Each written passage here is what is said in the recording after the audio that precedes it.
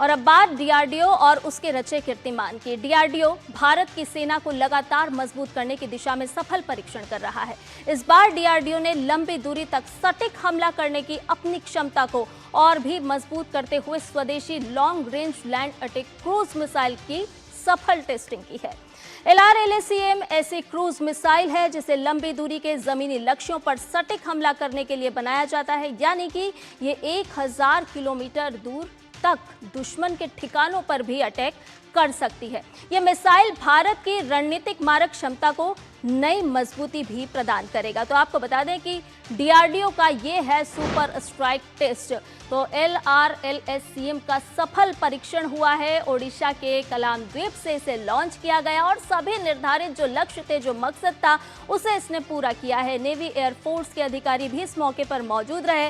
रक्षा मंत्री राजनाथ सिंह ने भी डीआरडीओ को बधाई प्रेषित की है और स्वदेशी तकनीक से ये मिसाइल विकसित की गई है, यानी कि रक्षा क्षेत्र में भारत का ये एक और मजबूत कदम है, जहां भारत आत्मनिर्भरता के साथ रक्षा क्षेत्र में भी आगे बढ़ रहा है। गेम चेंजर बनेगी ये LRLACM। क्यों कह रहे हैं हम, उसको भी आपको ग्राफिक के जरिए समझाते हैं। क्योंकि ये लंबी दूरी तक मार करने में पूरी तरह से सक्षम है और 1000 किलोमीटर तक ये टारगेट करती है। जी हाँ, यानी कि अपने टारगेट को तबाह करने में ये पूरी तरह से सक्षम है और जमीनी टारगेट को भी ये पूरा करती है, यानी कि जमीन पर भी अगर उसका टारगेट है तो ये उसे भी तबाह करने में पूरी तरह से सक्षम है, निशाना बनाती है। GPS, INS नेविगेशन सिस्टम से डायरेक्शन दुश्मन एयर डिफेंस को चकमा देने में सक्षम है। और भी ताज़ा अपडेट ले लेते हैं। हमारे संवाददाता अक्षय डोंगरे इस पूरी खबर पर हमारे साथ जुड़ गए हैं। अक्षय, लगातार हम देख रहे हैं कि डीआरडीओ सफल परीक्षण कर रहा है। बात चाहे थल की हो, वायु की हो या फिर रक्षा की, लगातार स्वदेशी के साथ साथ रक्षा क्षेत्र आत्मनिर्भर हो रहा है।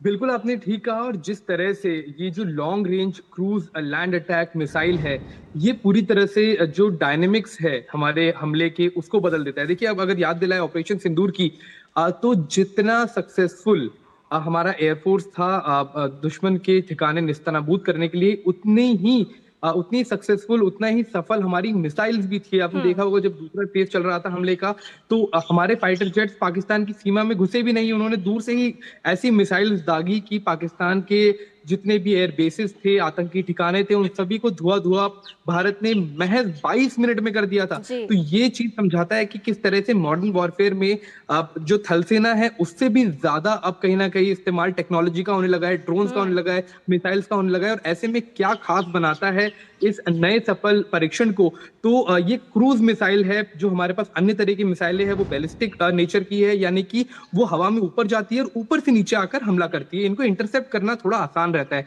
लेकिन अगर लैंड की जो क्रूज मिसाइल की बात की जाए, ये long land attack cruise missile की अगर बात की जाए, तो ये जमीन से बिल्कुल लग कर चलती है, तो इनको डिटेक्ट करना रेडार के द्वारा बहुत मुश्किल हो जाता है।